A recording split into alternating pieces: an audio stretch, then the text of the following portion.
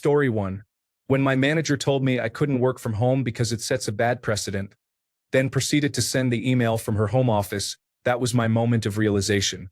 Ever since, I have kept records and adjusted my expectations accordingly. It is interesting how some rules are more flexible for those in higher positions. Story 2. Parents who scream at their children when angry but find it disrespectful when their children scream back. I'm sorry, who do you think is supposed to teach your kids what it means to be respectful if not you? Story 3. My former supervisor was conducting a performance review, frustrated with me for not completing complaint investigations within 3 days, which is quite challenging. She then insisted that I prioritize a task for one of her projects that she had been delaying for months. Story 4. When my brother gets a pass for not attending family events and supporting our parents through the loss of their parents, it feels disappointing when I miss even one thing and am made to feel like I am not part of the family. Story 5. I was compelled to leave my office job because my father also worked in the same building. My boss informed me that they could not have family members working in the same location. This was understandable. After I left, I discovered that the boss hired both of her sons and daughter to work in the office. I won't sugarcoat it. It felt like a slap in the face. Story 6.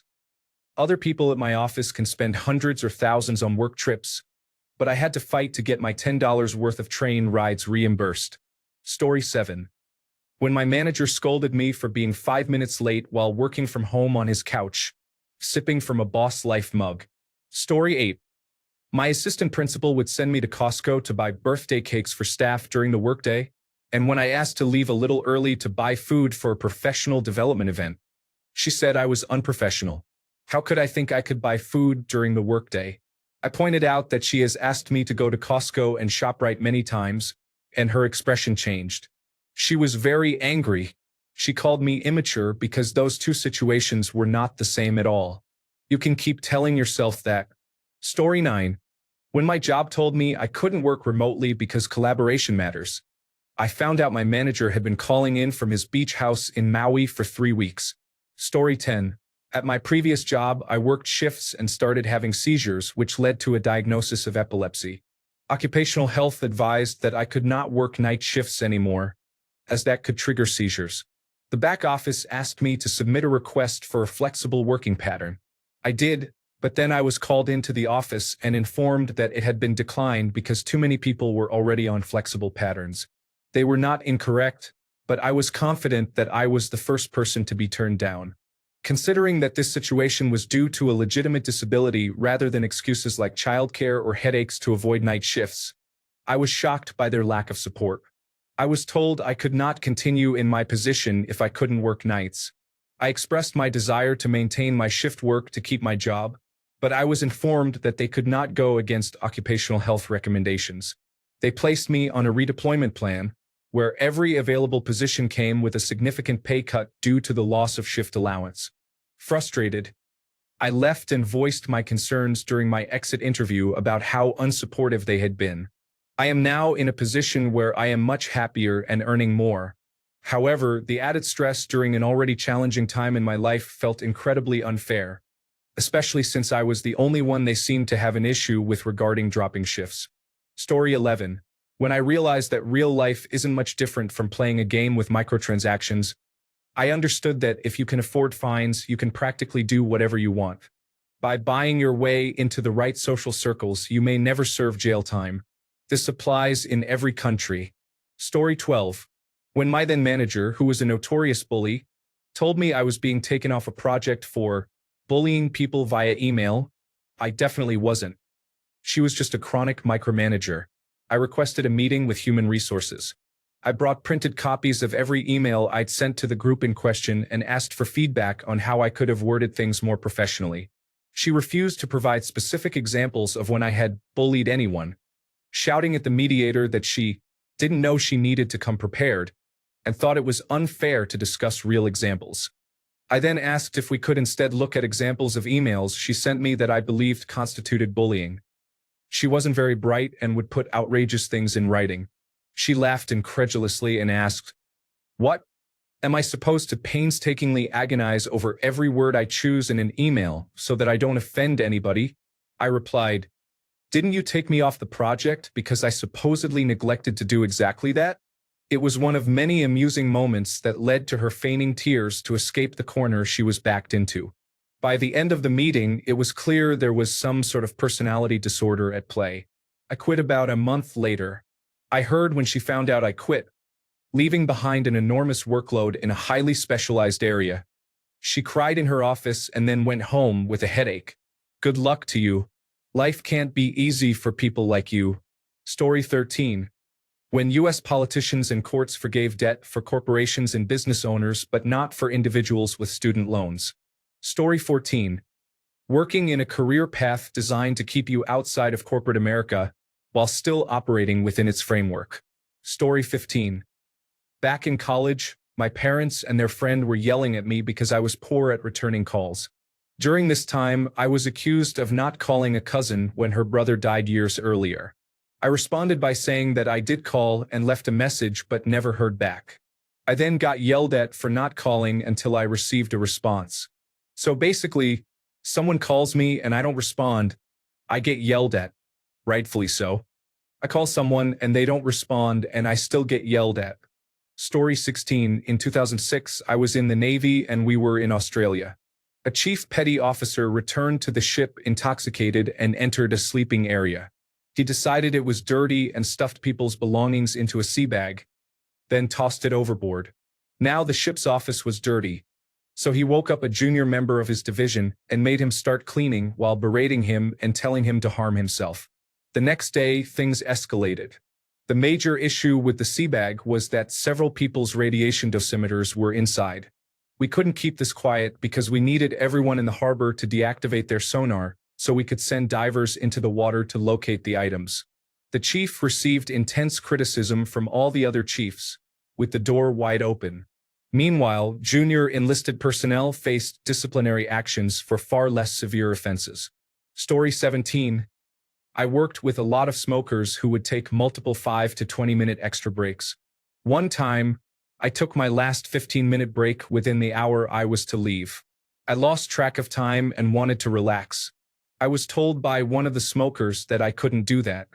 I replied that they could smoke as many times and for as long as they wanted, but when I took one of my 2 allotted breaks, it suddenly became a problem. I wasn't talked about my breaks after that. I'm not picking up a bad habit to match theirs.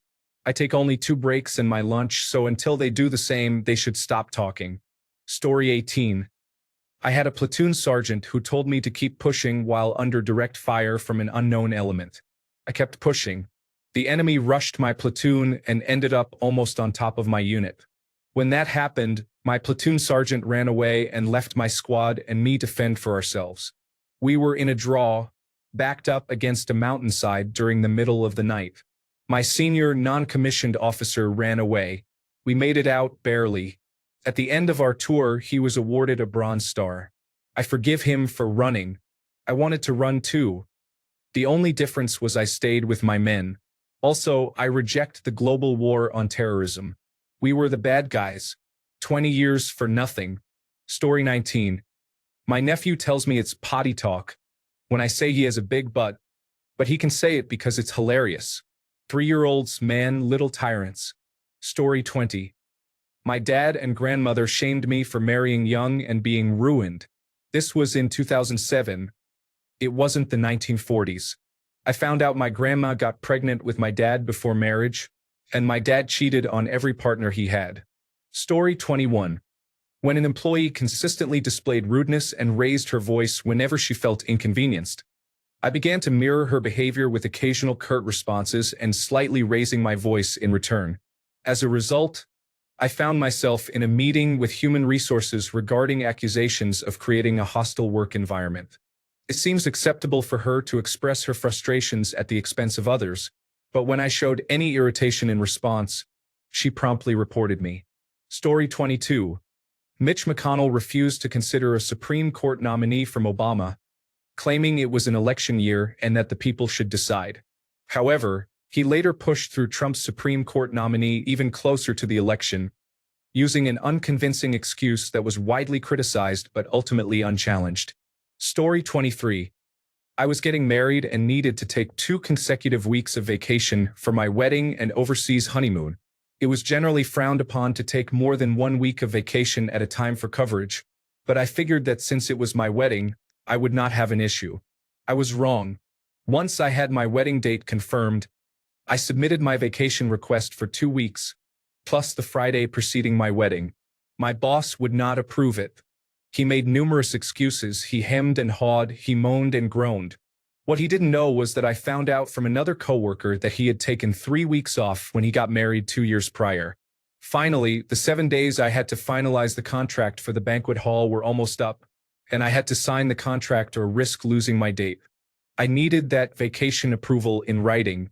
So, I went to my boss and said, "Listen, I need to have that vacation approved because I need to finalize the contract for my banquet hall today." He started going on about how difficult it would be for me to be out for 2 weeks. I said, "Listen, I'm doing this just once. I don't plan to get married again. Just to prove the time. I will be sure everything is tied up before I go." I was seeking this approval 11 months before the time off. Again, he said, "I don't know. It's such a long time for you to be out. There will be so much work backed up." I was done at that point, so I said, "Hey, you were married pretty recently, right?" He nodded. I asked, "Where did you go for your honeymoon?" He said, "Italy. It was wonderful." I responded, "Oh, really? Long trip. I'm sure you made it worth your while. How long were you out for that trip?" He then had a look on his face that showed he realized exactly where I was going with this. He mumbled, 3 weeks. I said, "I'm sorry, what was that? I didn't hear you." He quietly repeated, 3 weeks. I said, "So, it won't be a problem for me to be out for 2 weeks, will it? I'm happy to go to your superior and see how he handled it when you were out for 3 weeks for your wedding and honeymoon to help you figure things out." He responded, "Fine, I'll approve it," with a scowl on his face. By the time I got back to my desk, the email confirmation was in my inbox. The wedding and honeymoon were wonderful, all 2 weeks of it. And the company miraculously ran smoothly, even in my absence. Story 24. In 6th grade Spirit Week, I was 11. It was Twin Day, a day when you wear the same clothes as your best friend. I was dress-coded, but my twin wasn't. We were wearing the exact same clothes, brand and all. When I pointed this out, I was informed that it didn't matter and that they wouldn't dress code my twin because my body shape made the clothes inappropriate. I was an early bloomer, but it was just shorts and a t-shirt. Story 25. American politicians and preachers who publicly condemn gay acts as immoral behavior often keep their profiles on dating apps up to date. The Speaker of the House, Mike Johnson, is among the most recent politicians. Pastor Jeffrey Burrell attempted to sue the dating app after a data leak revealed his secrets last year. Story 26. One of my first bosses deducted 15 minutes from my paycheck after I was late getting to work during a snowstorm. This person consistently left work 45 minutes early and never lost any pay. Story 27. I have always known and witnessed it firsthand as a child. When I called out the hypocrisy, I was told I was oversensitive and that I did not understand life yet. Story 28. My neighbor put a fence on my property. When I called the police, they said they couldn't do anything as it was a civil matter. So I asked if I could go to their house or the mayor's house, put up a fence in their front yard, and graze my livestock there. They said no and that they would arrest me. Why is that? Story 29. The only one I can think of has generally been office wear. It's a small thing, but it frustrates me how backwards and stuck-up employers can be about it. Not to make it a significant issue, but the women at our company get away with wearing pretty much anything as long as it isn't provocative or revealing. I can't stand wearing ties, so after I had been settled for a while, I stopped wearing them. This caused some fuss but was dropped when I mentioned that none of the women were wearing ties. Now there are only 2 men who wear ties. A few years ago, I grew tired of sitting in a puddle of my own sweat because we couldn't wear anything other than standard office attire, while the women got to wear airy dresses and genuinely appropriate clothing for the weather. After the 4th or 5th day, I started coming in shorts. Again, There was a big complaint that it didn't look professional, so I just stopped working as soon as the temperature reached 30 degrees Celsius. It was hitting 40 degrees regularly at the time. This obviously wasn't ideal for management, but when I threatened to start coming in dresses, which no one wanted, the matter was dropped, and we are now free to wear shorts. We are now at a point where some of the women are just wearing their normal clothes, so when I return to work in a week, I'm going to introduce my Hawaiian shirts to the office. Story 30. My old manager yelled at me for being 3 minutes late. 40 minutes later, his daughter arrived with coffee in hand, much later than I did. Iemma. Story 31. A place where personal protective equipment was required. Hard hats, goggles, gloves, and steel-toed boots were all necessary but not provided. The company was penalized by both the government and their insurance provider, and they quickly paid the necessary fines and fees. Story 32. My wife says that my profile pictures must include her, but she still has selfies on her profile as if she is still single. Story 33. You can't engage in inappropriate relationships, said my school board, but that didn't stop one of my teachers from having an affair with a student. The court even dismissed the case. What is going on? Story 34. The hours of annual ethics training I complete as a federal employee are frustrating when I see the administration disregard any sense of propriety. I am not allowed to use my modest office to support anything or show favoritism, yet we can sell cars on the White House lawn. We can send unsecured messages to our colleagues and even to reporters. I cannot even have lunch with my contractor friend because I am the contracting officer representative. Story 35. A senior manager at work insists that meetings he calls start promptly on the hour. If required attendees are even a minute late, he cancels the meeting, stating, "I called the meeting for 9, not after 9.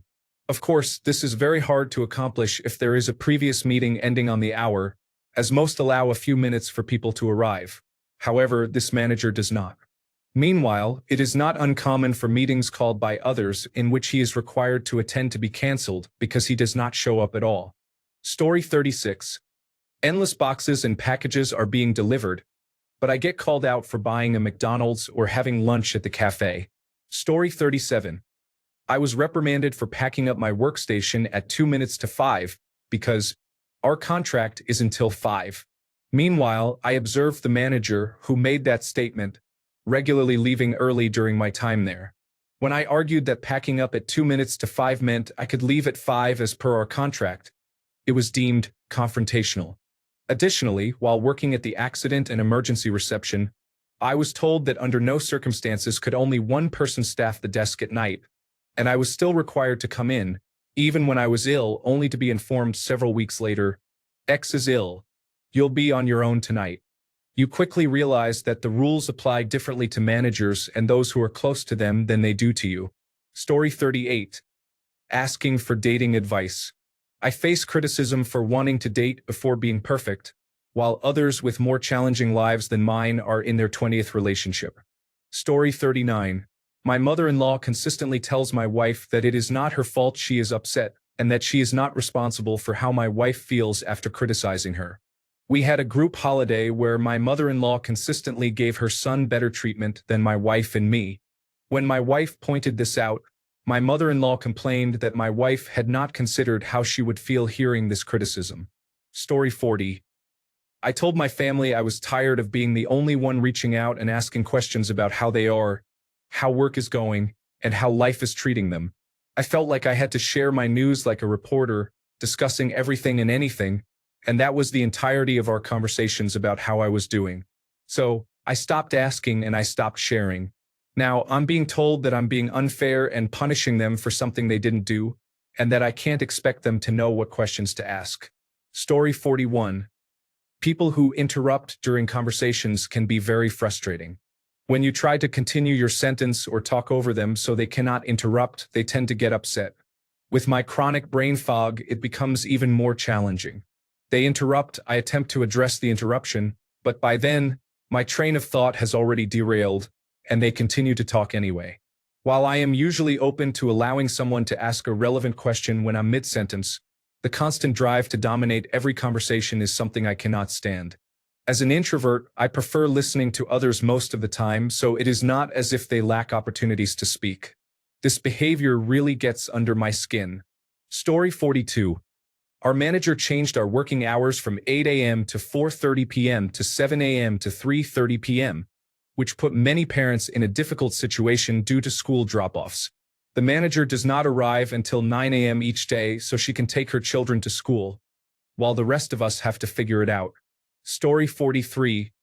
I grew up as one of Jehovah's Witnesses. Everything about that group exemplifies the notion of rules for thee, but not for me. The things those higher up in the hierarchy could get away with would make your head spin. Story 44. When I was a kid, the rule was strict and simple: homework before play. I would get home and start my homework. My brother, a grade below me, would say he had no homework and would go play. After dinner, I would get on the family computer to enjoy my playtime. Somehow, every few nights, right before his bedtime, my brother would remember he had a report due. He just forgot until now, and it was due tomorrow, so he needed the computer. I would get booted off every time because homework was more important than me playing on the computer.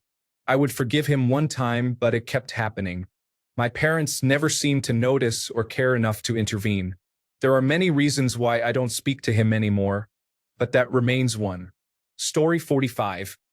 I faced severe consequences for spending time with a friend who was caught smoking marijuana. I was grounded and told never to speak to that friend again. When I went to the garage to discuss the situation with my dad, I caught him using marijuana. 30 years later, I still tease him about that incident. I also got ungrounded quickly when he realized that my mom might find out. Story 46. When my boyfriend cheated on me, we talked about redefining boundaries, and he said his deal breaker was cheating. Story 47. In an old monastery in Austria, I was informed by a strict guide that phones and photography were prohibited. When I reached the cathedral, I noticed at least one nun using her phone to take photos. Story 48.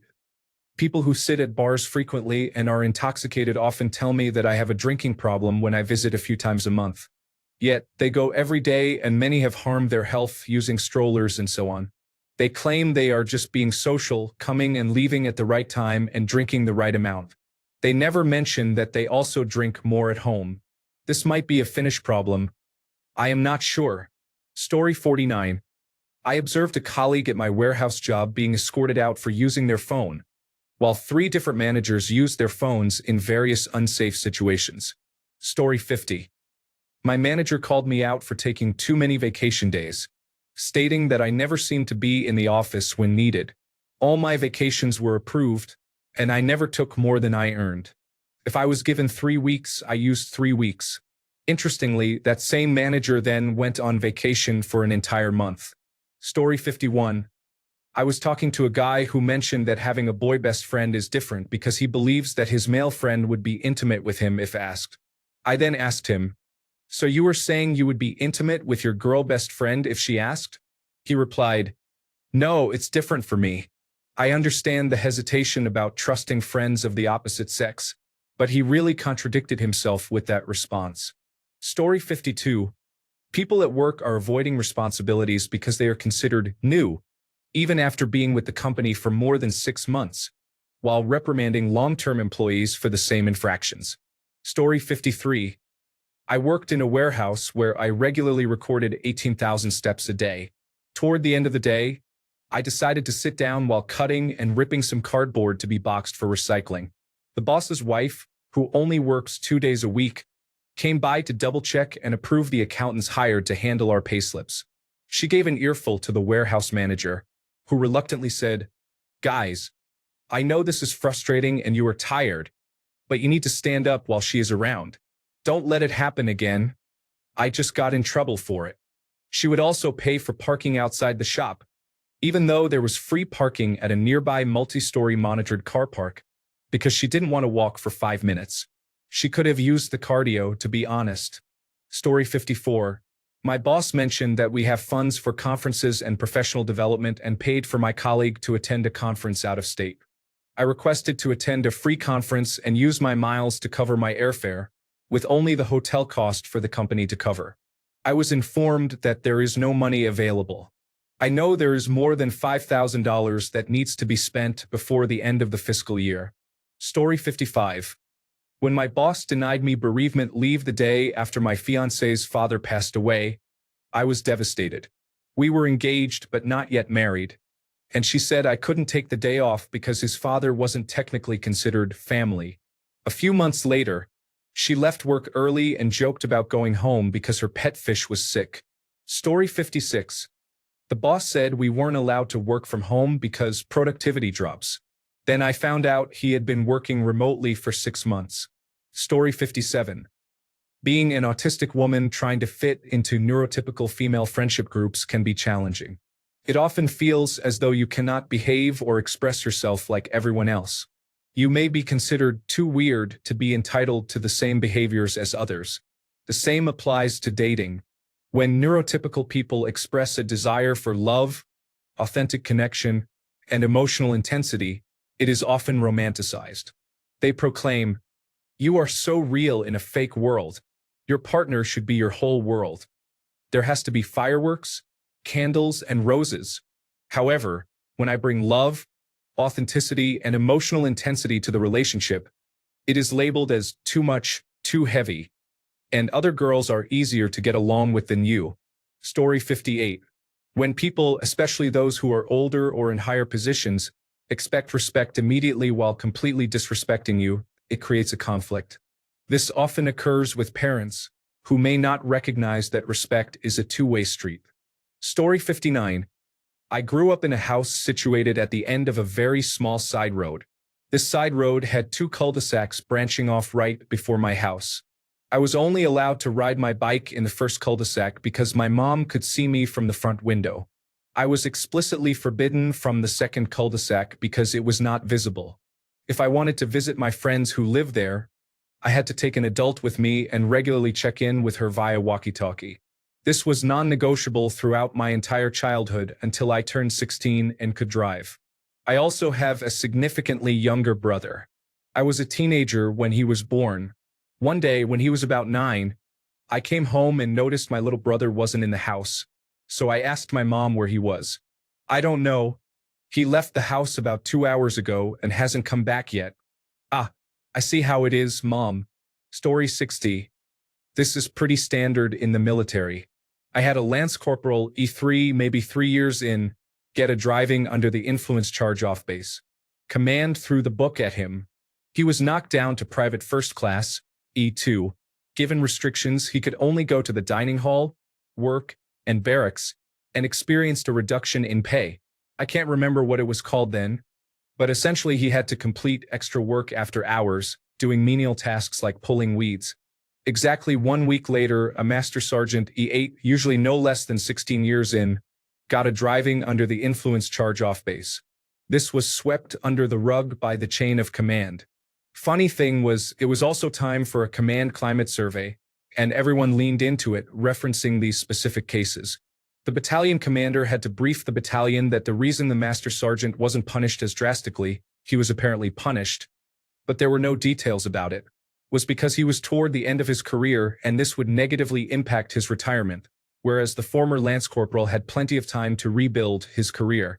Everyone from corporals to other Master Sergeants called the battalion commander out on that, considering either one could have killed someone while drunk driving, and the punishment should be the same across the board. I lost a lot of respect for the commander that day, as I had worked directly for him for a few months while I was getting ready to leave active duty. The battalion was honestly a good place to be compared to previous commands and commanders I had dealt with.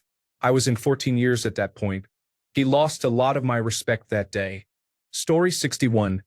During COVID, my director held a meeting informing everyone that wages were frozen and to expect layoffs, while his salary increased from $148,000 to $200,000 in the same year. Story 62. My boss goes on extravagant vacations once a month, voices political opinions to everyone nearby, and complains about others who do not meet their standards. One time, I told them their voice was too loud, and they responded that I should find a different job if I didn't want people talking. Story 63. Back in school, in the 6th grade, we were required to clean the blackboard and sweep the classroom floor after the school day. Every week, it changed who was responsible for these tasks, with 2 students assigned to the blackboard and 2 for sweeping the floor.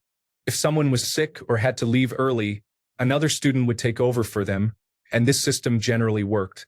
I still remember when I was sick and had to go to a doctor's appointment, meaning I left school early. It was the rainy season, so there was a lot of dirt, and I was on sweeping duty with one of the popular kids.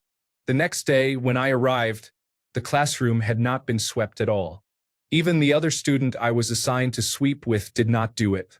Yet, only I faced criticism from other students who were friends of that popular kid, while the teacher remained silent. When I was called out, I wondered why no one told the other student to get up and do their part. Apparently, they were also out early. So why was I the only one being reprimanded? Because they were sick. I was also sick, so why did no one else step in? It seemed it wasn't their job. Suddenly, it wasn't their responsibility because I was the quiet kid who normally wouldn't stand up for myself. I was always the one to help when someone else was absent.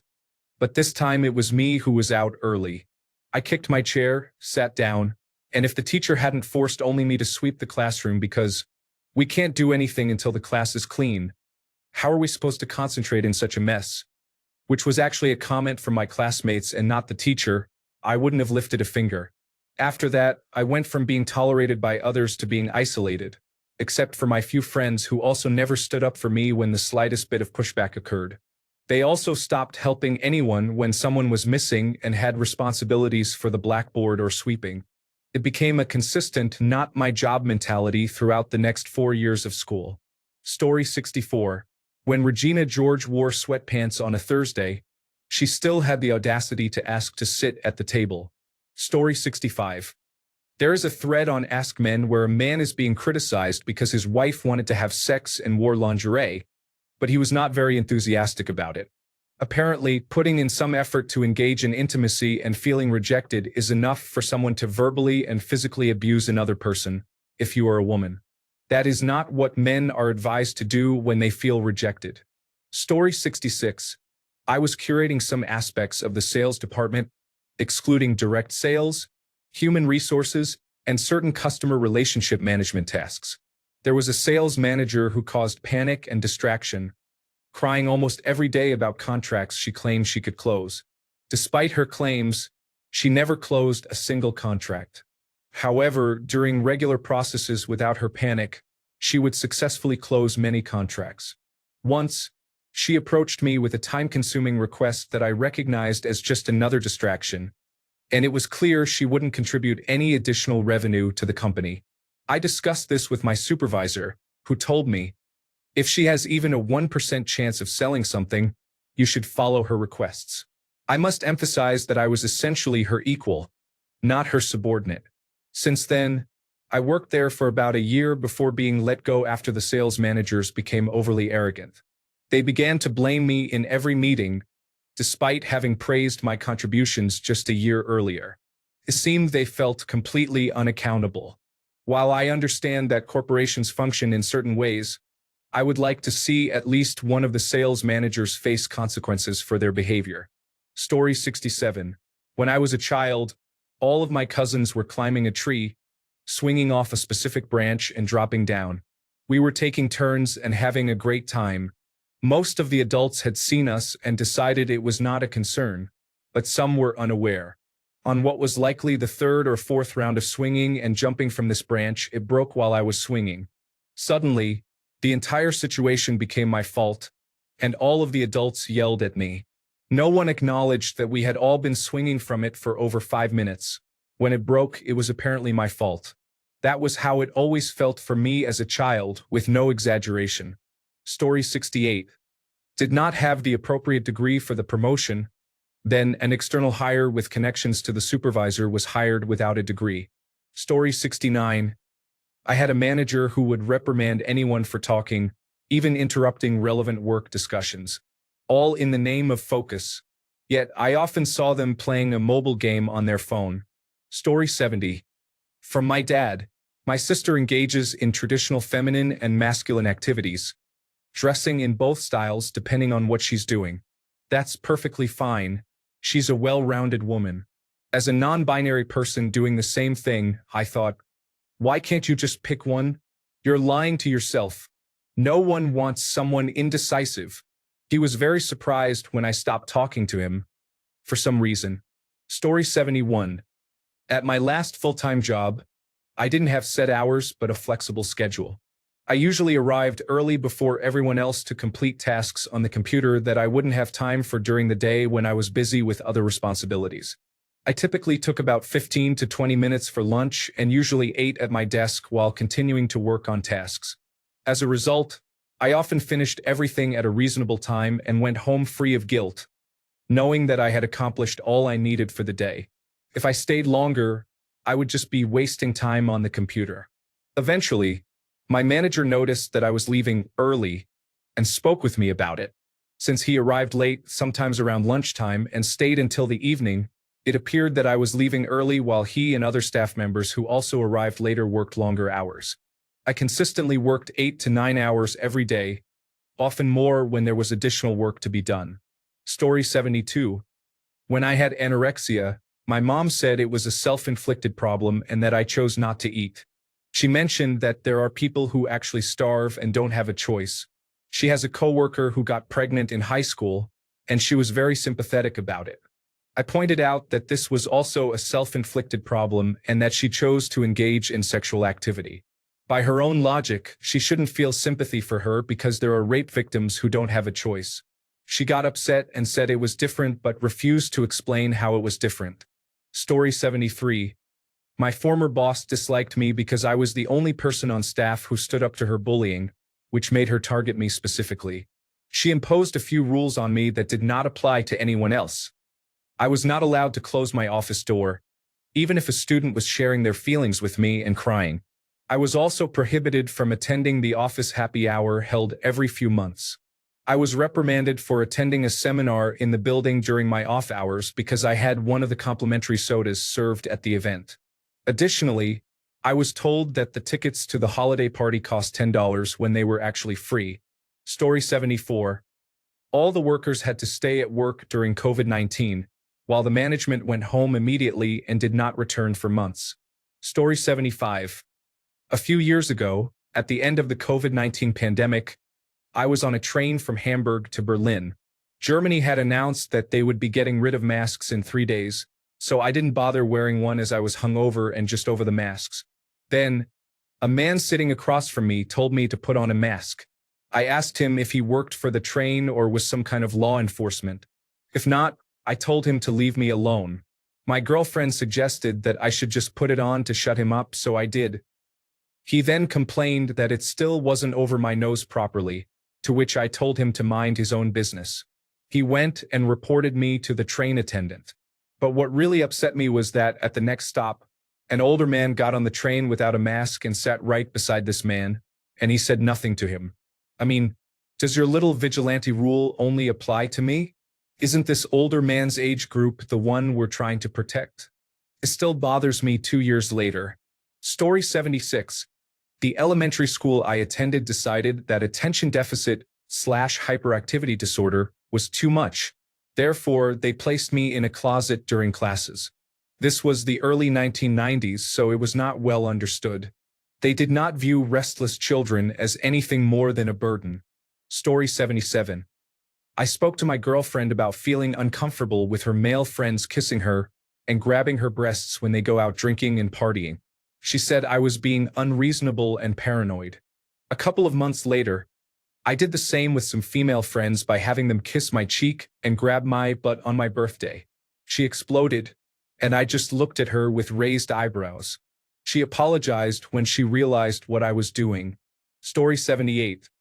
My current roommate, who is also my coworker, has truly shown her true colors. She wants me to clean her dog's mess in the common room, which I do not use. She claps at people like they are animals but does not tolerate any disrespect, such as asking her not to clap at me. Her thought process genuinely defies logic. I only moved in to save money, and after 2 months, she is giving me the boot. For reference, I stay in my room and barely leave because she does not like to be in the same space as me and dislikes interacting with me. If I had known what kind of bait and switch behavior I would encounter, I would have never moved in. This woman has never been humbled and likely would not listen if someone tried to confront her about it. It's just that bad. Story 79. When my wife makes our family a meal, I have to ensure our child sits in his high chair with his bib on and is ready to eat when she comes in with it. Otherwise, she berates and emotionally abuses me. When I prepare a meal for our family, my wife makes me wait until she finishes playing with our child before bringing them over to the table. If I sit down and try the food before she is ready, she berates and emotionally abuses me. I pointed this out to her, and all I received was a blank and uncomprehending expression before she changed the subject and began criticizing me for using the wrong spoon to dish out the meal. Story 80. Just reading about United States politics. It is unacceptable for Al Franken to joke around on a plane heading to a United Service Organizations tour, but individuals who misuse children are welcome in the Oval Office with the Republican Party. Story 81. My boss, who initially said I couldn't bring my dog to work, is now considering getting a new puppy and is making noises about bringing it to work with her. Story 82. When I caught my ex kissing another girl during a girls' night, all I asked for was her location so I could find her if she didn't answer me at the previously discussed time. When I confronted her, I got mad and was quite upset. She ended up crying on the way home and called her friends and family. Her dad even came to my place and I had to defend myself. Fast forward, she would get upset with me because I couldn't let her hang out with friends whenever she wanted, even if it was just girls. But if I got upset, I was the one with an anger issue. Isn't that frustrating? Story 83. When I am struggling with my taxes, I realize there are individuals, like our current president, who make millions and go years without paying anything. Story 84. Anything with any of my siblings and my parents. I was the oldest. I did well in school and was a bit of a goody-goody. God forbid I got a C or said a curse word, both of which my siblings did all the time. Story 85. My sister has an aggressive personality and often shouts to dominate conversations. When I stand up to her and confront her, it seems to make things worse, according to my family. Story 86. My former coworkers told me that the management team prohibited employees from bringing their dogs to work, yet they brought their dog to the office the day after this new rule was implemented. This workplace is deteriorating, and they are not even making an effort anymore. Story 87. My brother would show my parents off-color jokes or comments, and they think it's funny. If I did anything similar, I would get in trouble. Story 88. We had a group chat at work intended for work-related tasks, but we also shared unrelated pictures. The company owner sent a picture of her children in their Halloween costumes with the caption, "Happy Halloween." This prompted everyone to start sharing pictures of their dogs and children in Halloween costumes with similar captions. The next day, the company owner sent a lengthy message about how we should only use the work chat for professional matters, despite having initiated the exchange. Not even a week later, she sent another picture of her children in the chat. Story 89. I cannot take a holiday during my probation period. I just started a new job 2 months ago, and I have 3 months of probation. My childcare provider is closed for 3 weeks. I explained this to my new employer and asked to be allowed to take a holiday, but they declined. After I finish my probation, our company is hiring rapidly. Recently, I have seen 6 people allowed to take holidays during their probation period, including a colleague on my team. Story 90. When my parents employed a tough love approach to my addiction, it negatively impacted everyone around me. Their intent was good, but controlling behavior and physical violence did not change anything. My mother became an open book, and other parents whose teenagers or adult children struggled turned to her for advice. Decades later, I have been healthy and in recovery for a long time. I learned that she, too, had problems with alcohol that resulted in injuries and emergency situations. However, it became a dysfunctional family secret that I am not supposed to know or mention. She presents herself as making a healthy choice to quit drinking, attributing her decision to my spouse nearly dying from cardiac arrest. The last time she used that excuse in front of a crowd while venting about my issues, I realized she does not respect me, and the feeling is mutual. Story 91. I used to work for a technology startup that manufactured 3D printed ceramics as a technician. I requested a piece of scientific equipment, a heated sonicator, which would cost between $5,000 and $10,000. Instead, I received $150 food warmers. One of the engineers requested equipment that was going to cost $85,000. They got it approved, but the equipment sat unused because no one knew how to operate it, while I used the food warmers every day. Our chief executive officer told us that each part we printed was valued at $10,000. I asked him why we were cleaning $10,000 parts in something designed to keep food warm. Story 92. Not really a not for me, but more like rules for me that do not apply to everyone else. I lived in a nursing home for 4 years, and about 2 years in, I discovered that some residents had mini fridges in their rooms and that we were allowed to have them. A friend offered to buy me one of those small electric makeup and drink fridges, but my mom found me an actual mini fridge that was only $40 more than the one my friend was trying to buy me. My mom encouraged my friend to get me the mini fridge instead, offering to pay the difference. My friend bought it and brought it to the nursing home, but the lady at the front desk said that I could only have it if my friend got me a shelf for it. All of the other residents who had mini fridges in their rooms set them up on their nightstands. They said, "We're trying to stop that now, and we're asking for their families to buy them shelves for their fridges." So my mom bought me the shelf, put it together, and brought it to the facility so that I could get my fridge, which maintenance was holding on to. I remained in the nursing home for 2 more years, and the residents with mini fridges were allowed to continue to keep them on their nightstands. Nobody else got a shelf, and their fridges were moved off from their nightstands. I was very annoyed as they were already taking all my money, but in order for maintenance to bring me my own fridge, I had to get a shelf. Story 93. My entire relationship with my ex was complicated. He tried to tell me I wasn't allowed to speak to or see my ex, with whom I have children. He knew that from the beginning. We have children together, so obviously we need to communicate about them and see each other at drop-offs. However, it was fine for him to keep in contact with his ex, who he has no children with, and even vent to her about his relationship with me because he claimed they didn't want each other and it was different. If my ex and I still wanted each other, maybe we wouldn't have split. It seemed like anything else he decided only applied to me. He could do whatever he wanted because he believed it wasn't the same. Thanks a bunch for sticking around till the end of the video. Remember to subscribe, and until next time, stay awesome and goodbye.